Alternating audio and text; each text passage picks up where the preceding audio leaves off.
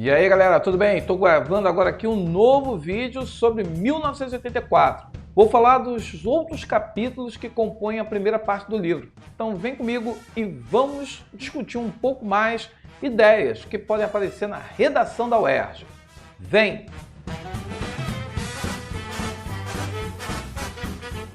Salve galera, tudo bem? Antes de começar a aula, bota aí curte o canal, bota o sininho para tocar e, poxa, dá aquela força pra gente que a gente tá precisando. Valeu? Bem, a aula de hoje eu vou começar a falar do capítulo, a partir do capítulo 4. E ali na partir do capítulo 4, o que a gente tem? A gente tem o trabalho do Winston diante do ditógrafo, que era a máquina que ele trabalhava. E é muito interessante que ele vai relatando qual é o trabalho dele, né? Esse trabalho dele de pegar, ele recebe informações, um código lá na novilíngua do que ele tem que fazer, e ele vai lá e fala, esse trabalho é fácil, é rápido, aí vai lá, mexe rapidinho e ele desconstrói a afirmação.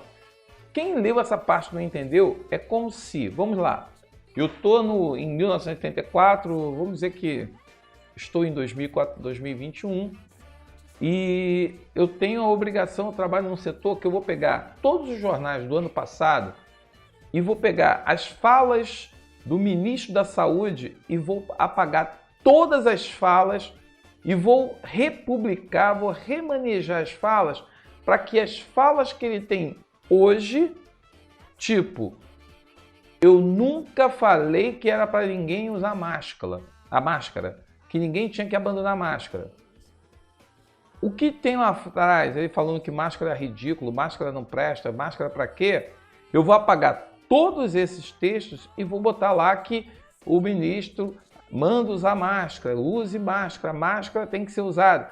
Então, você vai consultar, quando você for buscar alguma informação referente a um passado, se você buscar, o ministro vai dizer, ó, tá vendo? Desde o passado eu sempre disse isso. E você, como vai ver que está escrito que ele disse, você vai acreditar na palavra dele.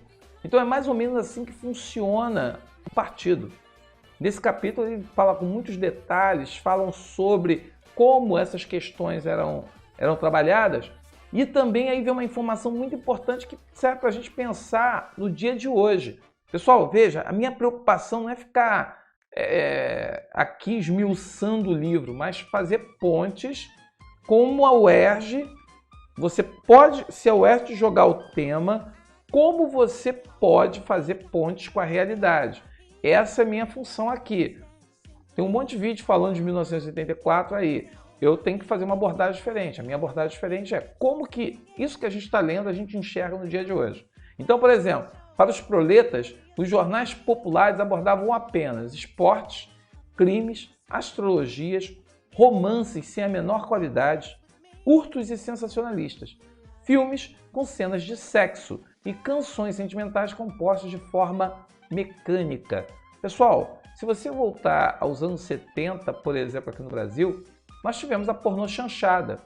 O que era a pornô chanchada? Eram filmes com histórias extremamente toscas, histórias sem nenhuma qualidade técnica, e que você pegava atrizes bonitas que estavam em cartaz na TV e colocava essas mulheres com os seios de fora. Então tinha sempre a questão do seio de fora e de calcinha. E aí, é claro, eram histórias bobas, davam audiência, davam bilheteria, porque as pessoas queriam ver aquelas atrizes globais seminuas. A revista Playboy, o ápice da revista Playboy, tem a ver aí com o momento em que você vai comprar a revista e tinha aquela atriz que era a sensação na capa da revista que fazia a revista Playboy vender 1 milhão de exemplares. E aí, quer dizer, a revista tinha toda com saco plástico, então você tinha que comprar para tirar o saco plástico para poder ver o que estava na revista. Então, assim, essa coisa do uso do sexo, a coisa do esporte, os gregos os romanos já faziam isso, né? O panis et circenses. Vamos dar pão e circo. Se eu dou circo, as pessoas se entretêm. Se eu dou pão, eu estou dando o alimento. Então a pessoa não tem motivos para reclamar. Ela vai reclamar do quê? Ela está com comida e ela está tendo a diversão e entretenimento. Ela está reclamando do quê? Então essa questão do pão e circo, essa coisa de você, quando chega na banca de jornal e vê o Jornal Popular, o que você vê no Jornal Popular? Os dois, aquilo que o naturalismo fala que é a essência, né, do humano, que é a questão da violência, o instinto humano, desculpe, que é a violência e o sexo. Então você vê a garota de biquíni, fio dental, do lado o cara ali matando. Se você puder inserir humor, como faz Meia Hora, você alivia aquilo que seria uma coisa pesada de se ler. Então assim, veja que o próprio livro já fala que para os proletos, que são as pessoas mais pobres, você bota música que é feita de forma mecânica, então você fica vendo essas músicas de amor, que o cara, você partiu, você foi embora, você me deixou, eu tô aqui sofrendo, eu tô aqui chorando, eu tô aqui sozinho. Muda a palavra, mas no sentido é o mesmo. Qualidade questionável, mas as pessoas consomem. Então, crimes, esporte, astrologia, isso daí era o que era produzido. Aí tem até o pornodiv, né?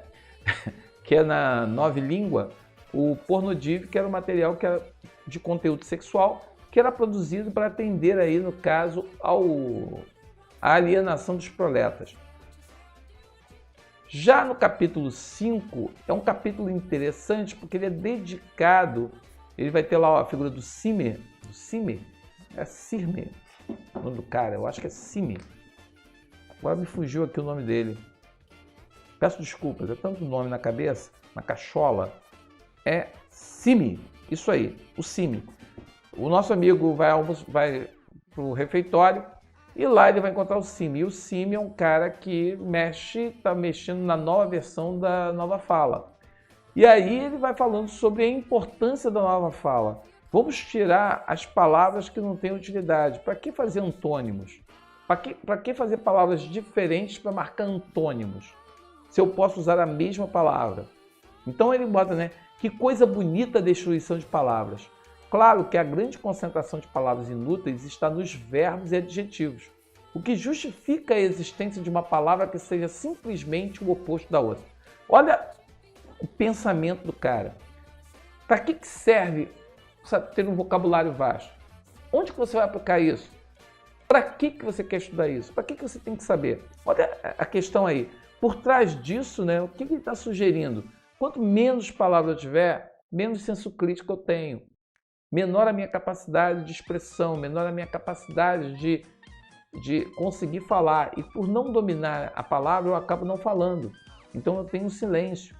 Então o cara bota aqui, ao invés de falar bom, bota desbom. Para que eu vou falar excelente, esplêndido? Falar mais bom, duplo e mais bom. Pô, acabou, resolvi o problema. E aí ele coloca, né? A ortodoxia significa não pensar em consciência.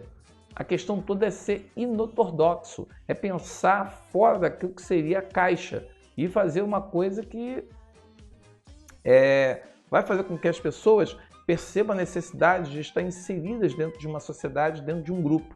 E aí tem o Parsons, que é o vizinho lá do Winston, que logo no segundo capítulo ele vai à casa da esposa que está com a pia entupida e a criança e um dos filhos dele joga um objeto, né, na nuca do Winston e ele fica pensando coitado da mãe que vai sofrer na mão dos filhos, já está sofrendo na mão dos filhos do Parsons que queria ver um enforcamento. E eles são pequenos espiões, eles são treinados, eles perseguem. O próprio pai fala dos filhos que desconfiaram de uma pessoa e foi atrás dessa pessoa para poder denunciar, ter provas para denunciar e ganhar medalhas por isso. Então olha como é que o sistema, né, elimina o afeto, elimina o amor, é proibido amar, é proibido ter afeto, demonstrar propriedade. Para que você tem... E aquela coisa, né? O casamento, ele é feito de acordo com o interesse do partido para você ter filhos. Você não faz sexo por prazer. Não existe prazer no sexo. Existe um ato mecânico, desumano, só para gerar filhos. Até quando o Winston fala da esposa, a ex-esposa dele, que ele se achava separado porque a mulher saiu da vida dele, que a própria mulher dele, ele ia para a cama com a mulher e a mulher não demonstrava nenhum prazer de estar na cama com ele. Então, assim, essa questão dos filhos e pais, a família, é uma outra construção que vale a pena a gente refletir dentro da composição social e pensar com o Brasil um pouquinho, até quando a gente também não está caminhando por um lado em que as pessoas banalizam o casamento e até mesmo essa questão de usar um fundamentalismo por trás para poder levar as pessoas ou impor às pessoas um valor. A capacidade das pessoas de acreditarem nas maiores mentiras, sem questionar. Faltou um E aí, faltou um E aqui, uma errata aí que saiu, faltou o E. Pessoal, a nova língua, a nova fala, sendo construída, sendo imposta, sendo trabalhada, faz com que as pessoas, eu operando sobre o passado, fazem as pessoas acreditarem em tudo. Eu não questiono. Se existe o grande líder que está falando, é porque está certo. Vê se não está acontecendo isso no dia de hoje no Brasil. Não falo mais nada. No capítulo 6, nós temos um relato interessante, que é o passeio do Winston pelo bairro dos Proletas. E aí ele fala como a promiscuidade que era negada aos da classe média, ali entre os proletas havia uma liberdade. O cara poderia chegar e ter justamente contato com a prostituição, com a prostituta, mas se não fosse pego.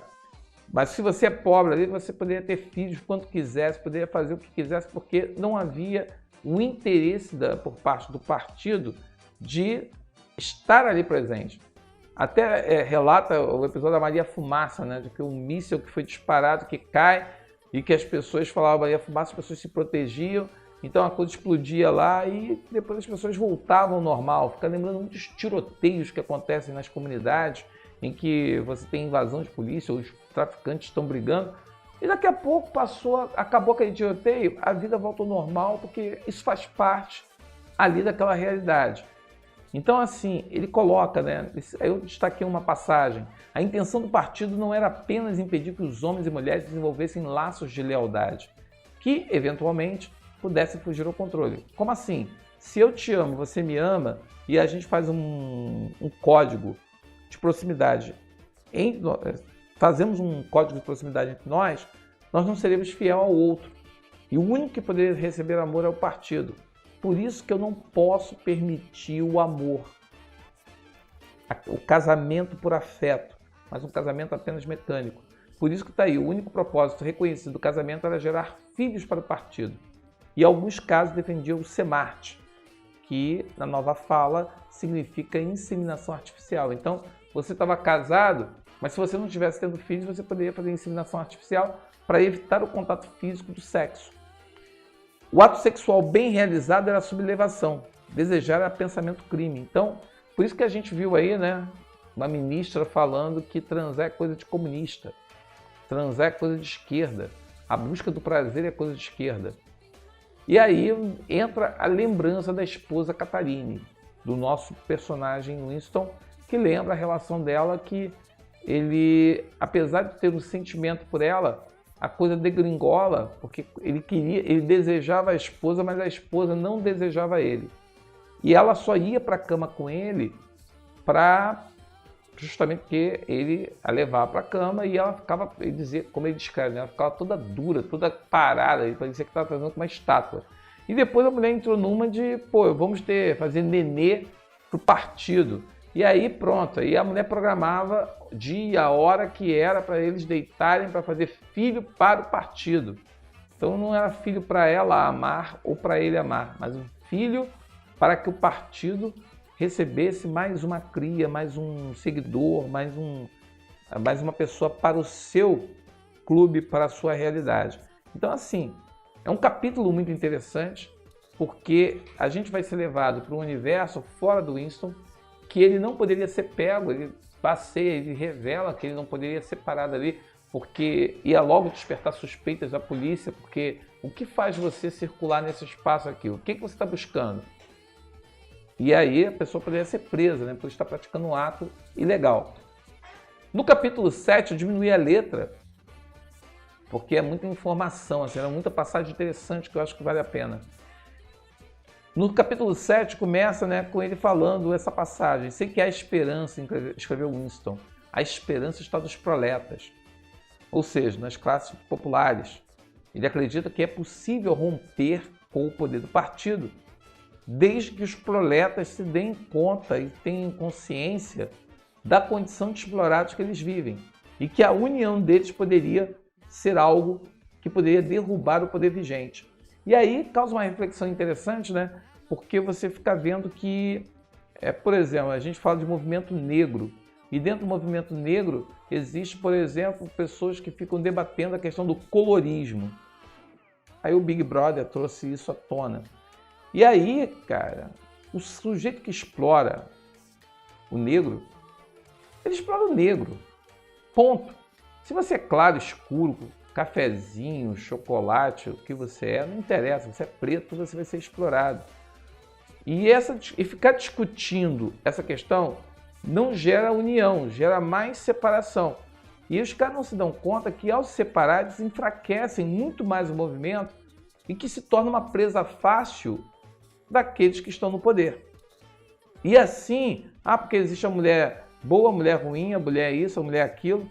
Cara, no momento que ele divide as mulheres e ele cria e alimenta, transforma o outro inimigo, ele está facilitando o trabalho de quem tem o poder. O livro mostra isso. Então é interessante a gente pensar que a esperança está nos proletas, mas será que os proletas têm consciência de que eles têm que se juntar para poder atingir o poder? Porque quem quer o poder, muitas vezes o cara faz de tudo para chegar lá. Não interessa o caminho que ele vai fazer, a questão é chegar lá. E as pessoas não percebem como elas acabam sendo manipuladas por isso. Então aqui tem outra passagem que ele diz, né? Enquanto eles não se conscientizarem, não serão rebeldes autênticos. E enquanto não se rebelarem, não tem como se conscientizar. Então veja aí esse ciclo aí, no caso, da necessidade da consciência para que haja rebeldia. O partido ensinava que os proletas eram inferiores naturais e que deviam ser mantidos, dominados como os animais, mediante a aplicação de umas poucas regras simples. Eu te dou a falsa sensação de liberdade. Você acha que é livre, mas na verdade faz parte do controle. Nasciam, cresciam pelas sarjetas. Começavam a trabalhar aos 12 anos, aos 30 chegavam à meia-idade, em geral morriam aos 60. Olha a questão do trabalho infantil. É engraçado que a gente vê muita gente falando, defendendo o uso do trabalho infantil. Criança, porque a criança tem que ajudar a criar em casa, mas você não fala que você tem que dar trabalho digno aos pais. Pessoal, a gente tem dentro da nossa sociedade brasileira várias autoridades defendendo o trabalho infantil. Disputas menores como vizinhos, futebol, cerveja e, antes de mais nada, jogos de azar preenchiam o horizonte de suas mentes. Não era difícil mantê-los sob controle. Pessoal, Big Brother, loteria, uma treta, uma fofoca aqui, tudo acaba servindo como forma de controle. Olha a ponte que você pode fazer com o Twitter. Por que o Twitter é tão popular? Porque o Twitter, o pessoal fala, o Twitter é tudo muito rápido, é tudo muito dinâmico. E aí, nessa ânsia de você acompanhar esse dinamismo, você acaba perdendo a noção daquilo que realmente importa. Que a vida não é tão dinâmica assim. Eis a questão. E aí você fica gerando uma ansiedade, uma exaustão, que você, no final, você perde a noção do que realmente importa. E aí ele coloca, né? Como afirmava o slogan do partido, proletas e animais são livres. E são livres até onde eu quero. Sobre falsificar o passado, Winston dizia, entendo como, mas não entendo o porquê. Ou seja, ele tem a consciência de como ele faz o processo. Agora, por que ele faz o processo? Por que ele faz isso? Aí que está a grande questão. Ele não tem essa consciência, essa percepção. Então é interessante essa discussão. Quer dizer, a gente sabe como acontecem os casos. A gente sabe como, por exemplo, a Carol Conká saiu com uma eliminação absurda do Big Brother. A emissora que fez você criar o ódio dentro de um jogo é a mesma emissora agora que está fazendo de tudo para poder chegar e diminuir e apagar o ódio que você tinha até semana passada. Então toda aquela catarse que você viveu de chegar aí, caiu, porra, não sei o que, gritou, teve gente gritando, tudo mais, agora estão passando pano em tudo. E daqui a pouco você não vai lembrar nada que foi feito. Olha o controle. O partido lhe dizia para rejeitar as provas materiais que seus olhos e ouvidos lhe oferecessem. Pessoal, eu estou vendo esgoto na rua. E o cara vai dizer que, pô, não tem esgoto na rua. Mas o esgoto está ali. Não, aquilo que você está vendo ali, aquela imagem é fake. Ela é falsificada. Ela não é verdadeira. É verdade o que eu estou falando. Não o que seus olhos veem. Os olhos são a porta do engano. Guimarães Rosa. A liberdade é a liberdade de dizer que 2 mais 2 são 4. Se isso for admitido, tudo mais é decorrência. Então, se você vê que 2 mais 2 são 5, se você aceita isso, porra, meu irmão. E aqui eu botei que são 4, mas na verdade a passagem no caso ali é 5. Se isso for admitido, tudo mais é decorrência. Então, na verdade, aqui eu botei 4, mas são 5. Eu fui traído pelo... Tá vendo? Eu já estaria morrendo nos braços do O'Brien, porque ele coloca justamente isso. Você tem que aceitar aquilo que não tem lógica, aquilo que foge completamente da lógica. E aí, quando eu vou para o capítulo 8, que ele vai pelo passeio pelo bairro dos proletos, que ele vai vendo a questão da distopia, de como ali, ele para, né? Ele fala sobre o papel do centro comunitário, porque ele está indo lá para os proletas, para o bairro dos proletas, e ele não se dá conta, e ele, no caso, sabe que ele deveria estar no centro comunitário. E ele fala que não ir ao centro comunitário é você já ficar... Se você começar a não ir às reuniões, você acaba sendo mal visto. Com licença. Você acaba sendo mal visto. As pessoas começam a perceber, ué, por que ele não está vindo? Lembra que tem vários filmes que falam sobre a igreja no passado, que para controlar as pessoas ficava vendo quem estava ou não dentro da igreja? E quando a pessoa não ia à igreja, ela se tornava uma pessoa perigosa, porque ela não estava na igreja. Mesma coisa. Aí tem uma questão muito interessante que eu separei, que ele fala o seguinte: a loteria com seus prêmios semanais, milionários, era o único acontecimento público que efetivamente despertava o interesse dos proletas. Era o seu deleite, sua loucura, seu analgésico, seu estimulante intelectual. E aí ele fala, né, que envolvia, né, são as quantias pequenas, eram realmente pagas, pois os vencedores dos maiores prêmios eram pessoas inexistentes. Normalmente saía para lugares que ficavam muito distantes e que às vezes as pessoas nem sabiam que o lugar existia e esse vencedor nunca aparecia. Qualquer semelhança com a nossa realidade é aquela coisa do cara que vai para o bingo, é o cara que joga no cassino, o cara ganha uma quantia, e aí fala, ganhei uma quantia, mas se você botar na conta, ele acabou gastando muito mais que não paga o que ele investiu ali. Então, tem essa questão. O encontro aí, ele vê um senhor mais velho, e aí ele vai atrás desse senhor mais velho na tentativa de saber o que existiu e o que não existiu. E ele se decepciona, porque esse senhor, ele esqueceu. Ele apagou da memória. Ele não tem as informações. E isso decepciona o Winston, que acaba passando por uma loja onde ele comprou o caderno há um tempo. E lá ele vai conhecer o dono, o senhor Charrington, que o leva a um quarto que é abandonado, onde ele teria vivido com a esposa dele, que é um lugar sem teletelas e sem vigilâncias. E isso atrai o Winston, que começa a ver a possibilidade de alugar aquele quarto para ficar sem a presença de uma teletela. Ele percebe, e nesse processo em que ele vê o lugar, deixa mais ou menos acordado que pode ver o lugar, ele percebe a presença de uma garota de cabelo preto que desaparece, e aí vem a dúvida, né? O que ela fazia ali? É a Júlia, personagem que será fundamental na segunda parte do livro e que nós vamos falar sobre isso.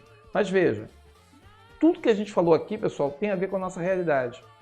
Agora cabe você fazer o seguinte: como enxergar e unir essas pontas? da ficção com a nossa realidade. Aí eu aconselho você a assistir as lives que estão no IGTV do Instagram, do @do.monteiro, onde eu entrevisto o professor de História, Geografia, Sociologia, e eles explicam como que isso te dá um argumento para você entender como que isso se relaciona com a nossa realidade e como isso ajuda a entender o mundo que nós vivemos.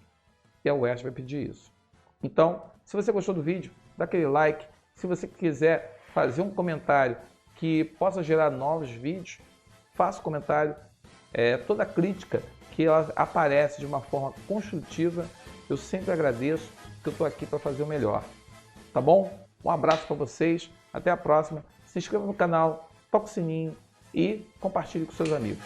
Valeu, um abraço, até a próxima. Tchau!